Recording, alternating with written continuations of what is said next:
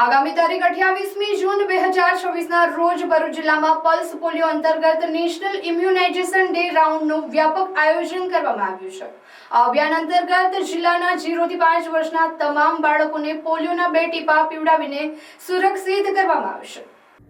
આ રાઉન્ડમાં જિલ્લાના કુલ 2,43,303 જેટલા 0 થી 5 વર્ષના પાત્રતા ધરાવતા બાળકોને આવરી લેવાનો લક્ષ્યાંક રાખવામાં આવ્યો છે।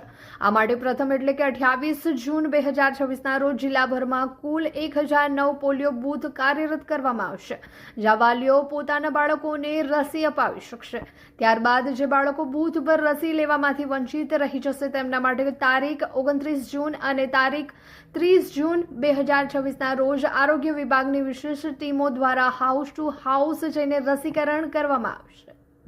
આ ઉપરાંત મોબાઈલ ટીમો દ્વારા જિલ્લાના તામ અંતરિયાળ અને સંવેદનશીલ વિસ્તારો જેવા કે હાઈરિસ્ક વિસ્તારો, ઈંટોના ભઠ્ઠા, શેરડી કટિંગ કરતા મજૂરોના વિસ્તારો, અગરિયાના વિસ્તારો, ઝૂંપડપટ્ટીઓ, જંગલ વિસ્તારો તેમજ બાંધકામ સાઇટો પર શ્રમજીવીઓના તમામ બાળકો સુધી પહોંચીને પોલિયોના 2 ટીપા પીવડાવવાની વ્યાપક કામગીરી હાથ ધરવામાં આવશે।